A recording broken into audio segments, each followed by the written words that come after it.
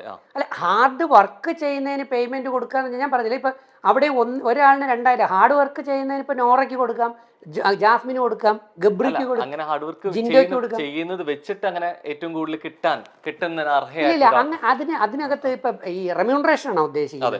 അങ്ങനെ റെമ്യൂണറേഷൻ ആണോ ഉദ്ദേശിക്കുന്നതെങ്കിൽ ഈ സീസൺ അങ്ങനെ വലിയ റെമ്യൂണറേഷൻ ഇപ്പൊ ഉണ്ടെങ്കിൽ യമുന ചേച്ചി എന്ന് പറഞ്ഞിട്ടുള്ള നേരത്തെ ഉണ്ടായിരുന്ന ഒരു സീനിയർ ആർട്ടിസ്റ്റില്ലേ, കാരണം ഈ മുഖ്യധാരയിലെ മുൻനിര ആർട്ടിസ്റ്റുകൾ പലർക്കും ഇതിൽ വരാൻ പേടിയുണ്ട്. ഞാൻ തന്നെ പലരോടും അന്വേഷിച്ചു. എന്താ കാരണം എന്ന് പറഞ്ഞാൽ എപ്പോഴെങ്കിലും ഒരു നെഗറ്റീവ് അടിച്ചാൽ കരിയറിൽ ഭയങ്കര പ്രശ്നം ഉണ്ടാവും. പോസിറ്റീവായ ലോട്ടറി അടിക്കുകയും ചെയ്യും. അതാണ് പോസിറ്റീവായ ലോട്ടറിയാണ്, യാതൊരു സംശയമില്ല. പക്ഷെ നെഗറ്റീവ് ഇപ്പം നമ്മൾ കഴിഞ്ഞ ഡോക്ടർ റോബിൻ്റെ ഒരു 4ാമത്തെ സീസണിൻ്റെ വിന്നറിനെയൊക്കെ നമ്മൾ എടുത്തു കഴിഞ്ഞാൽ അവർക്ക് തന്നെ പലയിടത്തും അവസരങ്ങൾ അല്ലെങ്കിൽ സിനിമകൾ കിട്ടിയിട്ടോ അതിനൊന്നും ജനം അങ്ങോട്ട് അത്രത്തോളം അക്സെപ്റ്റ് ചെയ്തെടുക്കുന്ന കണ്ടില്ല. എനിക്ക് ഭയങ്കര വിഷമം തോന്നിപ്പോയി. ഭയങ്കര ടാലൻറ്റഡ് കുട്ടിയാണ് ദിൽഷ. ഞാൻ അതാ പേര്, നല്ല കുട്ടി, എനിക്ക് ഭയങ്കര ഇഷ്ടപ്പെട്ട കുട്ടിയാണ് ദിൽഷ പ്രസന്നൻ. പേരൊക്കെ മറന്നു പോകുന്നുണ്ട്, യൂസ് ചെയ്യായിരുന്നു അന്നൊക്കെ നല്ല ഓർമ്മയായിരുന്നു. അപ്പോൾ ദിൽഷ പ്രസന്നൻ നല്ല ടാലൻറ്റാണ്, ഡാൻസ് കളിക്കുമ്പോൾ എന്ത് നല്ല മിടുക്കി കുട്ടിയാണ്, എന്ത് നല്ല പെരുമാറ്റമാണ്. അവിടെ ഉണ്ടായിരുന്നു, നമ്മൾ പ്രണയമൊക്കെ കണ്ടു.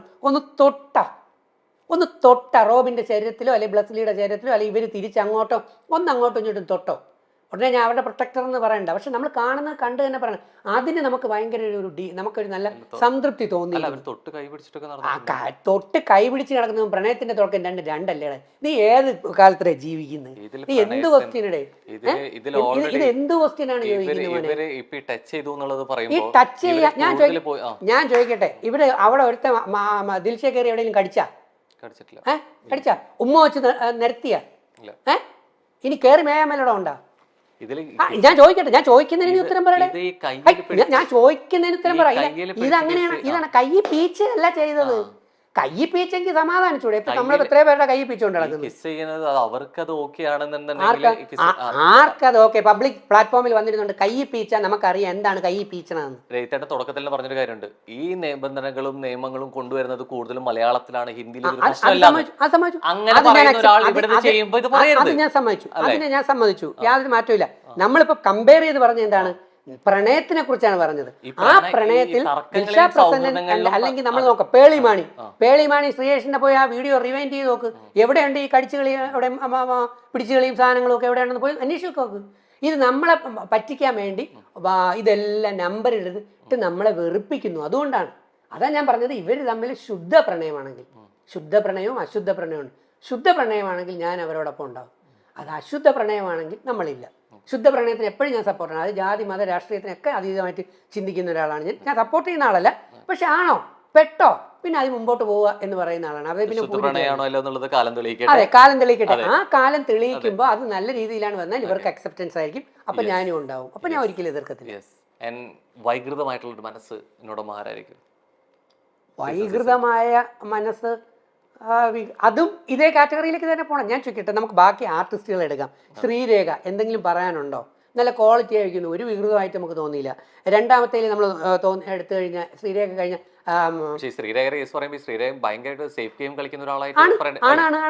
ആണ്, കാരണം അതിന്റെ ക്വാളിറ്റി വിടുന്നില്ല. അൻസിബാസൻ ആ ക്വാളിറ്റി വിടുന്ന അവരവരുടേതായ രീതിയിൽ ഇങ്ങനെ ഒതുങ്ങിയിരിക്കുന്നു. അപ്സര നല്ല രീതിയിൽ കളിച്ചുകൊണ്ട് വന്നാണ്. ഇപ്പൊ എവിടെയോ അപ്സരയ്ക്ക് എനിക്ക് തോന്നുന്നത്, അപ്സര നല്ല മിടുക്കിയാണ് കേട്ടോ, വിജയിക്കാൻ ഫൈനൽ വരാനുള്ള ക്വാളിറ്റിയുള്ള ഒരു എബിലിറ്റിയുള്ള ഒരു കുട്ടിയാണ് അപ്സര. പക്ഷെ അപ്സരയ്ക്ക് എവിടെയോ ഒരു ന്യൂസോ അല്ലെങ്കിൽ തോന്നലോ വന്നു, തൻ്റെത് നെഗറ്റീവായിട്ട് വെളിയിൽ പോയി കഴിഞ്ഞു എന്ന്. അതാണ് ലാലേട്ടൻ കഴിഞ്ഞ ദിവസം ചോദിച്ചാൽ എന്ത് പറ്റി ഇങ്ങനെ ഇരിക്കുന്നു എന്ന്. അപ്സരയ്ക്ക് കുറച്ച് നെഗറ്റീവ് അടിച്ചു, കാരണം ഇടയ്ക്ക് കുറച്ച് പ്രവർത്തനങ്ങൾ ശരിയാവാതെ, കാരണം ജനം ഇങ്ങനെ നോക്കിയിരിക്കുകയില്ലേ. അപ്പോൾ ഒരു നെഗറ്റീവ് ടച്ച് അപ്സരയിലേക്ക് വന്നിരിക്കുന്നു. ഇനി അത് അപ്സര പോസിറ്റീവാക്കി എടുക്കുമ്പോഴേ അത് മാറ്റാൻ പറ്റൂ. നെഗറ്റീവിനെ നമുക്ക് പോസിറ്റീവാക്കാം, മനസ്സിലായി? പിന്നെ അത് കഴിഞ്ഞ് ബാക്കി ഓരോരുത്തരിലും ഇങ്ങനെ നോക്കി കഴിഞ്ഞു കഴിഞ്ഞാൽ നമുക്ക് ചോദിച്ച ചോദ്യം എന്തായിരുന്നു? ഏറ്റവും വികൃതമായിട്ട് അല്ലേ? ആ ഏറ്റവും വികൃതമായ സംഭവങ്ങൾ നമ്മൾ നോക്കിക്കഴിഞ്ഞാൽ, ജിൻഡോ മൈക്കെടുത്ത് ധരിക്കൂ എന്ന് വിളിച്ചു പറയുമ്പോൾ അവിടെ കിടന്ന ആ ആള് പോയി പണി നോക്കടാ എന്ന് പറഞ്ഞുകൊണ്ട് എനിക്ക് സൗകര്യമില്ല മൈക്കെടുത്ത് ധരിക്കാൻ എന്നുള്ള രീതിയിൽ നെഗറ്റീവായി നികൃഷ്ടമായിട്ട് അതും ക്യാപ്റ്റനോട് പെരുമാറി പറഞ്ഞുവെങ്കിൽ ആ പറഞ്ഞ പരിപാടി ശരിയായിട്ടുള്ള പരിപാടിയാണോ? അതൊരു നികൃഷ്ടമായിട്ടുള്ള ഒരു പരിപാടിയാണ്. അത് ആദ്യം പറഞ്ഞു, ജാസ്മിൻ മൈക്കെടുത്ത് ധരിക്കൂ എന്നാണ് ആദ്യം പറഞ്ഞത്. രണ്ടാമത്തെയാണ് ടോൺ മാറ്റിയത്. മൂന്നാമത്തെ ഒരു ക്യാപ്റ്റനെ, നമ്മൾ ഇന്ത്യൻ ടീം ഈ ക്രിക്കറ്റ് ടീമാണ്, നമ്മൾ ധോണി നയിക്കുന്ന ക്യാപ്റ്റൻ, നമ്മൾ ക്യാപ്റ്റനെ എതിർക്കാൻ ശ്രമിക്കില്ല. ആദ്യത്തെ